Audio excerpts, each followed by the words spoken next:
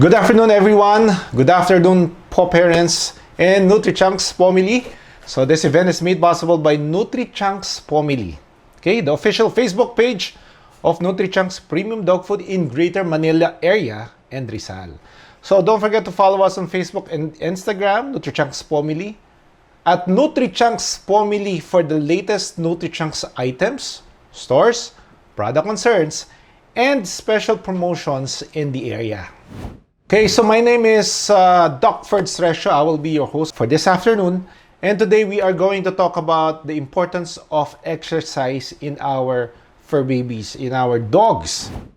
It has been more than, more than a year since we entered into community quarantine. Nag-ECQ, nag-GCQ, nag-MECQ. Nakalimutan ko na, lost track already kung anong CQ na tayo today. But COVID-19 virus is still out there, so please be very careful. And as you are listening to this webinar, I hope you guys are safe, okay? So this is a very timely celebration to observe physical activity because April is Active Dogs Month. So we are going to talk about exercise. So ano nga ba yung exercise? It's an activity requiring physical effort, carried out to sustain or improve health and fitness.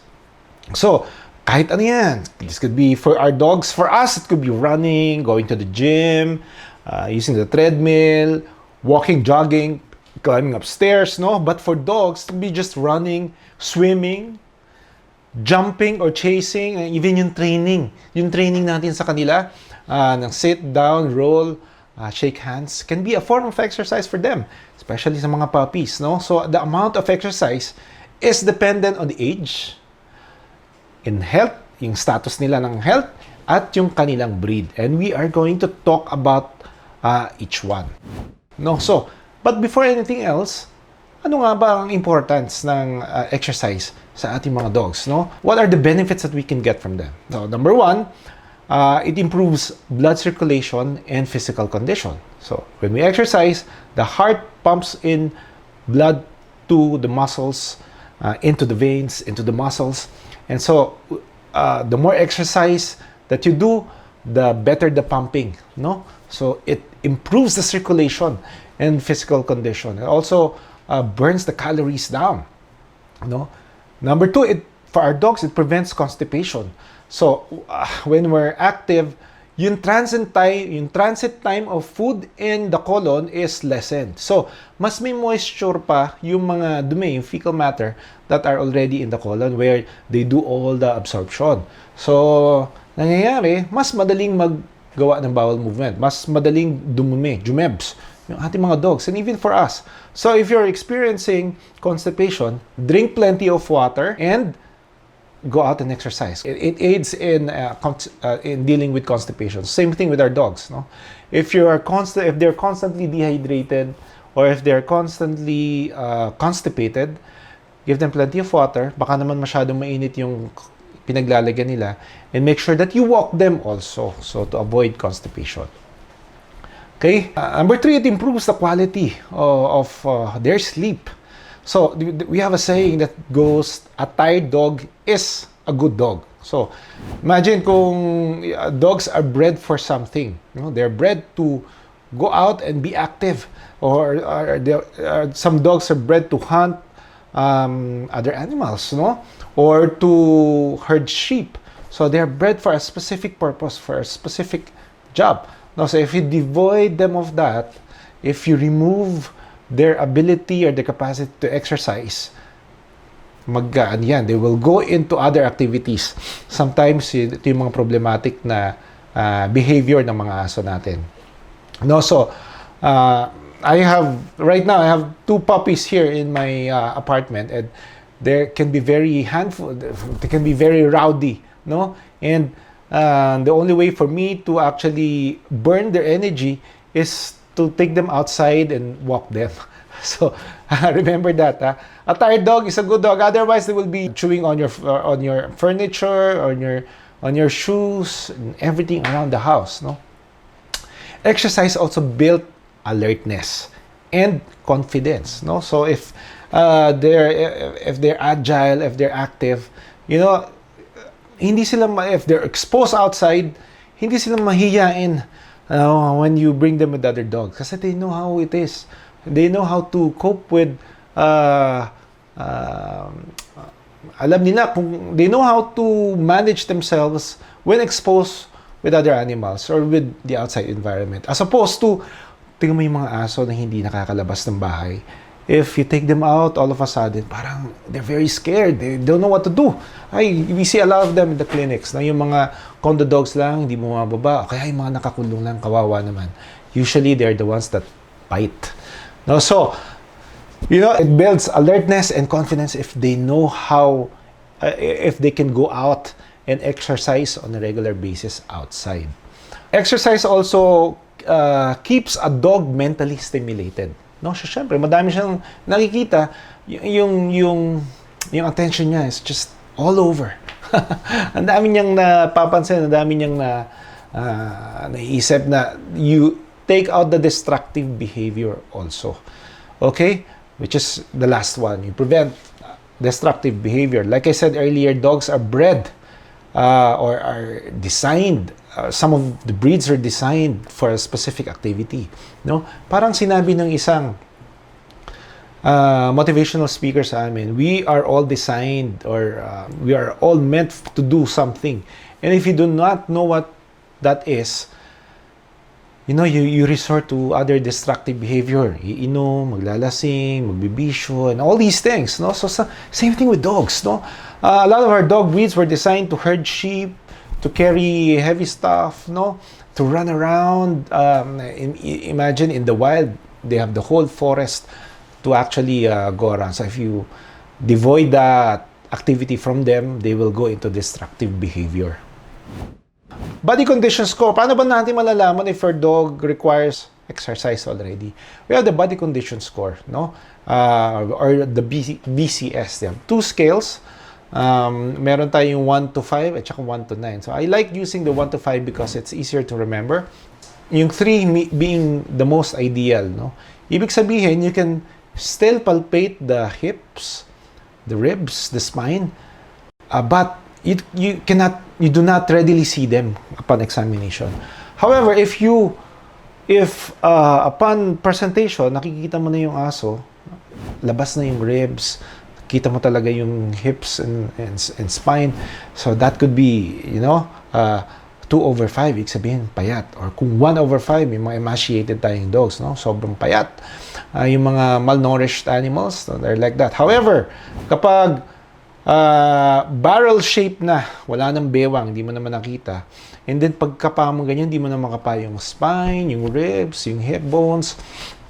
Then your dog may be suffering from a moderate to a markedly obesity, no? And ngayon, kung marked obesity, minsan kasi natutuwa tayo sa mga aso na mataba. Kasi parang ang cute-cute nila tignan, and then when they move, parang they wiggle pa their butts, no?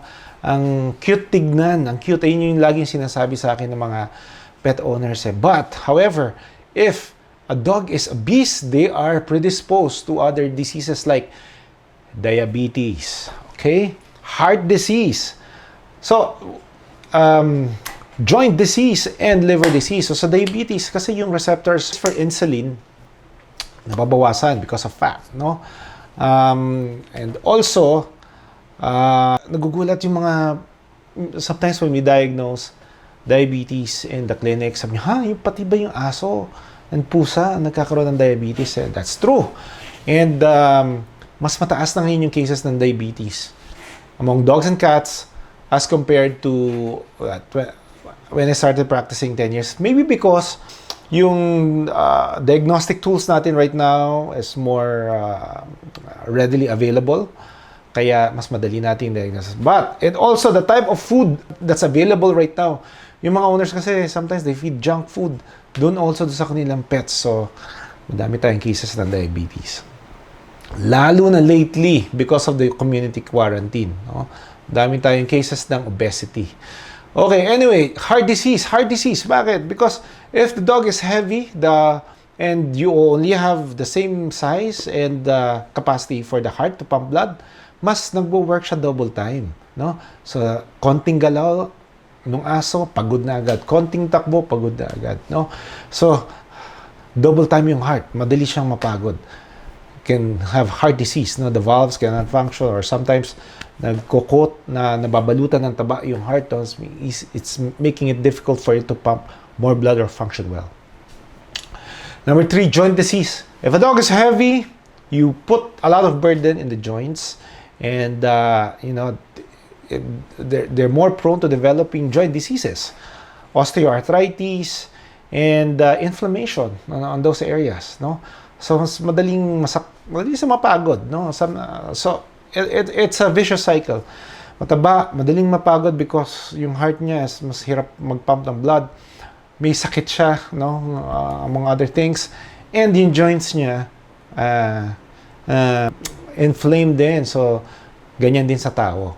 So pag lumibigat tayo, all these diseases joined together to cause problems, no?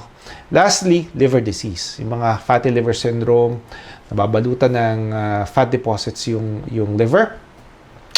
And we have liver problems. The liver cannot function well.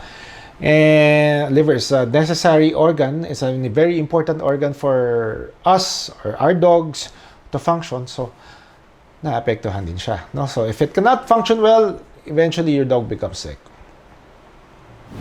So, how much exercise ba do we need, no? So, it's all dependent on the age, the breed, and the health status. Health status, syempre, kung may impairment, may sakit, may comorbidities yung aso, syempre, ibang exercise yung pwede natin gawin sa kanya to none. Halimbawa, meron siyang joint disease, liver problems, ongoing infections, viral, kailangan niya rest.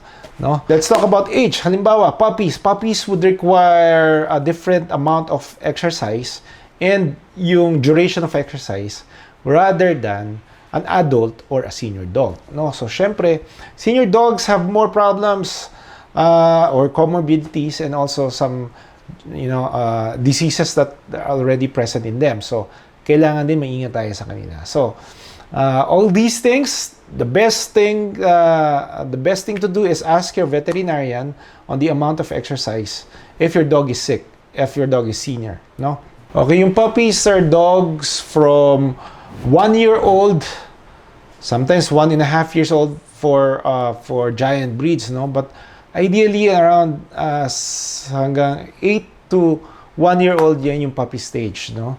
And 1 year old up to 7 year old yan yung adult, and beyond that yung senior.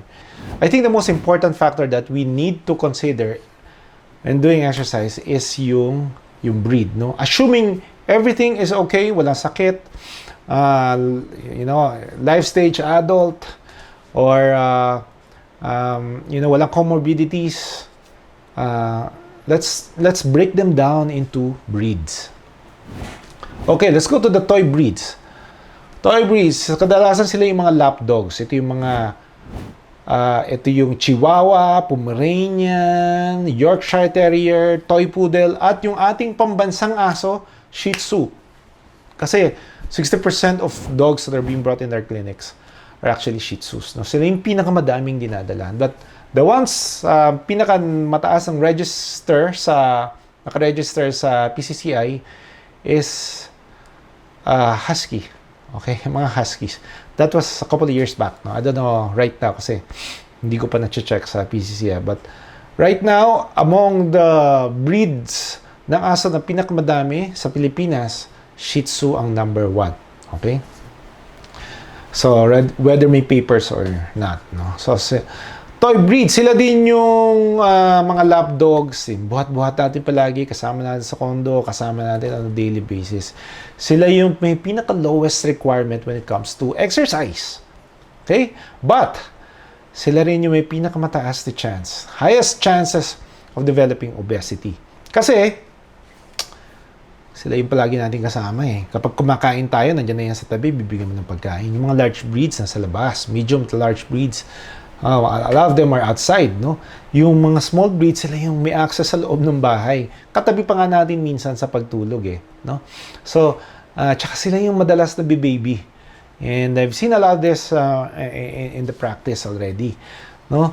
So, How can we address? How can we address yung problems when it comes to obesity or lack of exercise, no? Especially ngayon na pandemic. So, we mentioned earlier, walking, swimming, running up and down the stairs if you have a stair, if you have, meron kayong hagdan sa inyong bahay. Fetch! Bato lang yung toy and then ibabalik nila. Kung hindi nila bato, get something interesting for them and, make them run. It's very important, no? So, yung exercise nila, hindi naman ganun siguro around 15 to 30 minutes exercise a day, okay na yun sa kanila, no? It's just the amount also of the food that you're giving them, yun yung nagmamatter. So, exercise and the amount of food. Very easy, light, and doable. What you need to remember is that this group of dogs require very easy, light exercises.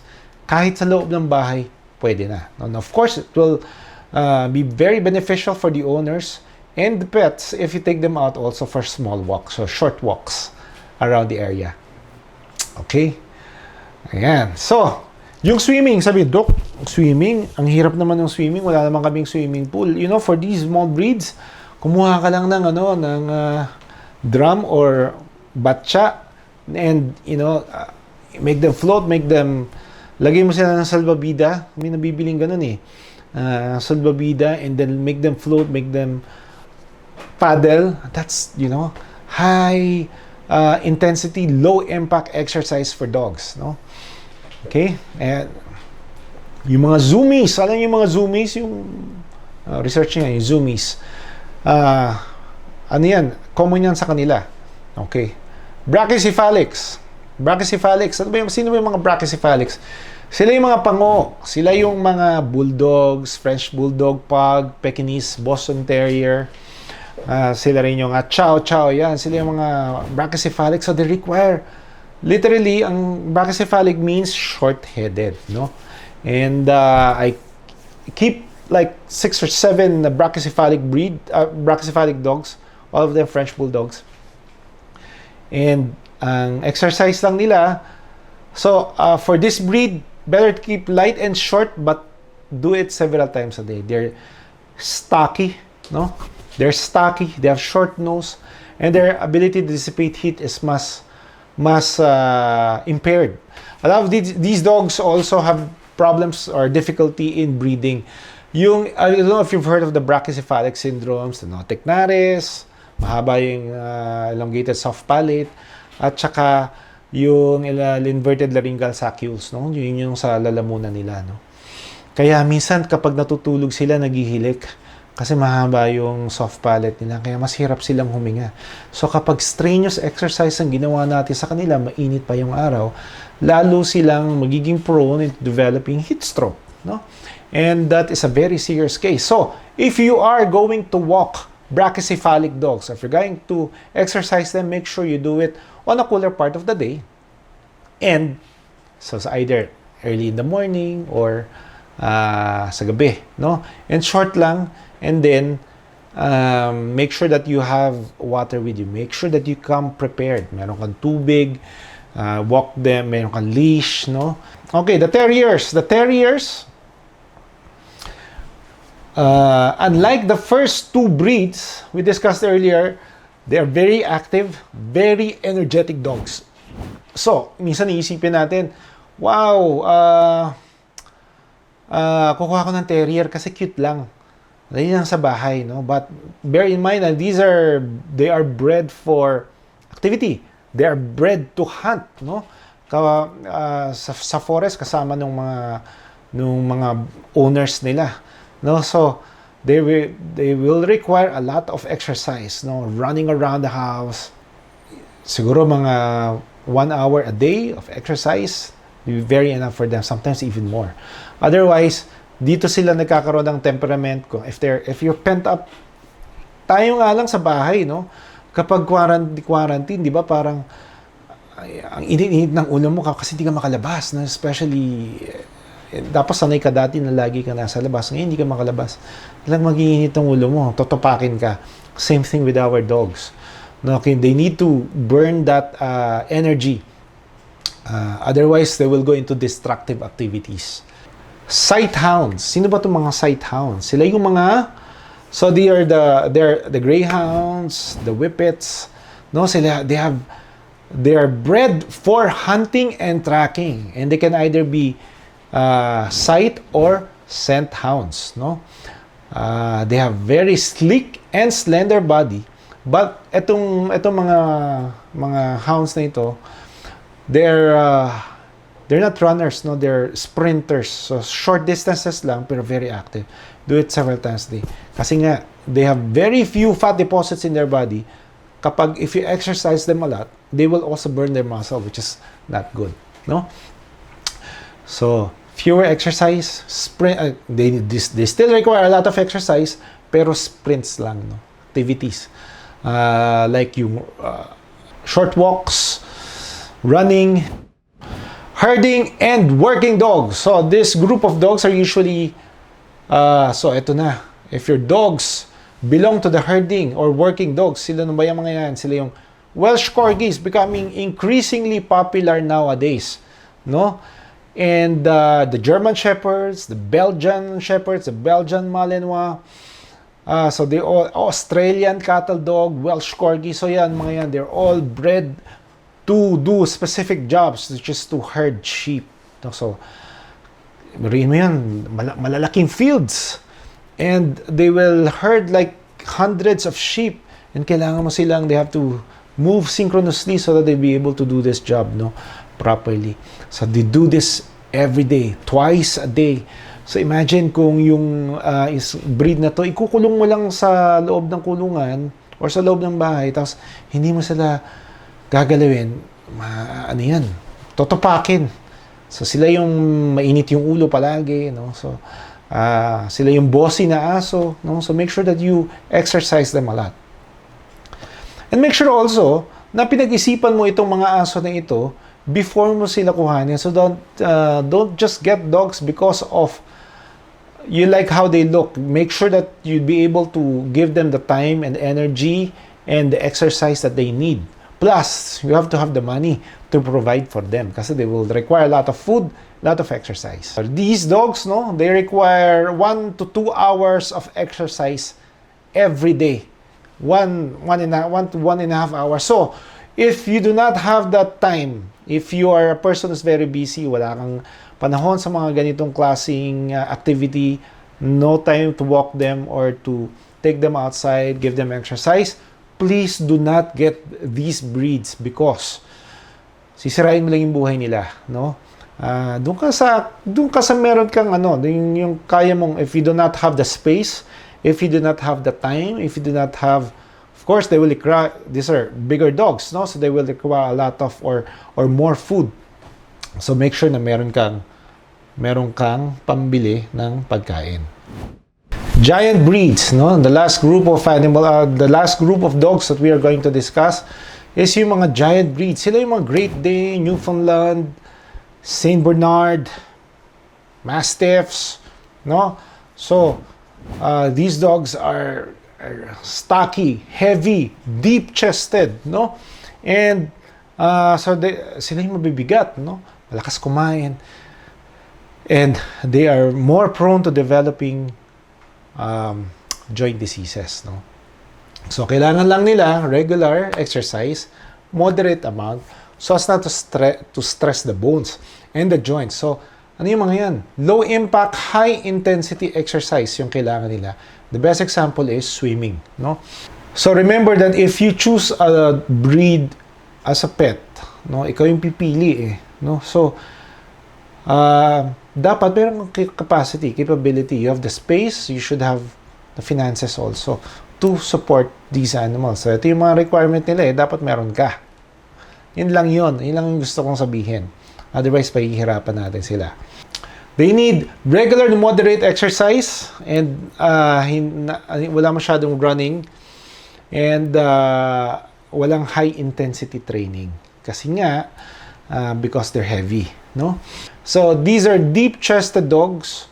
So, make sure that you do not exercise them 1 hour before and 1 hour after feeding them. Dahil, if yung stomach nila is full of food, no? and you exercise them, pwedeng umikot, buhol kasi nga deep-chested sila, malalim yung kanilang dibdib, no? And pwede mag-ikot, mag-cause ng torsion, and eventually mag-bloat, no? We call it gastric dilatation and volvulus, and this is a very serious case, life-threatening case para sa mga aso natin na giant breeds, no? Very prone. I've handled so many cases, several cases of this already, and it doesn't look good. Kawawa, minsan na aso, they can die. And the only way for you to prevent is, if they must exercise, if they must walk, wag papatakbuhin. Kailangan light walks lang, no running or intensive exercises for them 1 hour before, 1 hour after exercise. Now we talk about when. Kailan ba the best for us to walk or exercise our dogs? We kind of briefly touched this earlier. So considering it's summer, napakainit, no? The best time to walk them or exercise them is yung hindi masyadong tirik na tirik yung araw. So that means early in the morning or late at night kapag nakapagtapos na yung sunset. No? This way, hindi masyadong mainit, hindi na masyadong mainit yung panahon, so less effort for your dogs.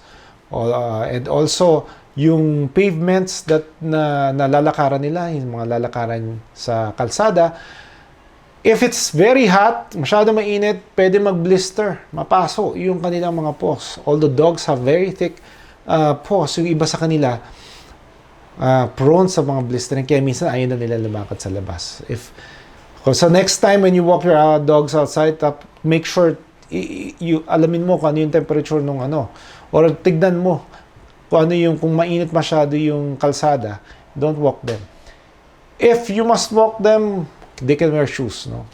May mga aso na maninipis yung kanilang pads, so sometimes nagre-require tayo ng shoes sa kanila so that they can walk. It's funny in the beginning, but eventually once they get the hang of it, mas madali na. It's a lot safer for them. Also, if you must go out on if walking them out during the afternoon is the only time that you have, for white colored dogs or your light colored dogs, wear sunscreen. So if the UV light is dangerous to us humans, it's also dangerous to them. They can develop skin cancers, skin tumors. Also, yes, sunblock for your dogs. Right now, we're under quarantine. Ang daming restrictions, no? It's hard to stay fit. Go out and exercise outside. Of course, we're always asked to stay home. But, yung importante eh. So, kung wala tayong space, wala tayong grounds, or wala tayong bakuran, where we can actively participate in exercising our dogs, sa loob ng bahay. How do we do it, no? Yung puzzles, ano ba yan? So, ibig sabihin, halimbawa, if they have a toy, tapos itago mo lang, and make your dog look for the toys, that's a form of stimulation also. Not just physically, but mentally as well. No, isa pa, yung sa pagkain nila, if you have toys just like this one, you can put a piece of meat inside. I like putting peanut butter for my dogs. That will take away mga 30 minutes to 1 hour of just chewing on what's inside, no? So, kung wag na kayo mga high caloric, no? Low fat peanut butter, may mga ganyan. Kasi ang goal nga natin is to maintain health, no? So, yung gano'n. So, a piece of meat or hindi na natin idadagdag sa caloric ration natin sa mga pets. Ibabawas na natin doon or calculated na yan sa kanila. Calculated na yung amount of food that ibibigay natin doon sa kanila para hindi na makadagdag doon sa calories that we are giving them on a daily basis. Okay? So, this is also the best time for you to train dogs, and it's a form of physical activity as well. Yung fetch, yung spins, yung roll over, yung mga yan, these are forms of exercise for dogs, no? So, kung may bakuran, the best. Kung wala, you can make use of the stairs, hallways, doon sa condo mo habang walang tao. or dun sa rooftop kung allowed, no? You can walk them or few minutes a day, 30 minutes a day of, playing with them outside. It's not only playing with them outside kapag walang tao, just make sure that you wear your mask and your face shield and practice social distancing. But if you can stay indoors, the best, right? Most of the times, dogs want something to do. When that's taken away from them, they can struggle. They will have difficult times. And they resort into destructive activities. This is very true for dogs and also true for us humans. Okay, so in conclusion, all dogs need physical activity to stay healthy. And it's magbabago na lang depending on the health status, age, and breed of your dog. Their physical activity should always be appropriate for the breed, age, and health conditions. So you can do further research and consult your veterinarian if you have doubts, right? Exercise and mental stimulation are the best way to prevent boredom, problematic behaviors, and obesity. Exercise is also a great bonding opportunity for the whole family. And always remember that tired dogs are happy dogs. Tired dogs are happy dogs. And happy dogs are healthy dogs. Stay tuned. Follow our Facebook and Instagram accounts at NUTRI CHUNKS PAWmily for the latest NUTRI CHUNKS items, stores, products, concerns, and special promotions in the area. Again, I'm Doc Ferds Recio. I'm your resident veterinarian, and see you again on our next webinar, only here at NUTRI CHUNKS.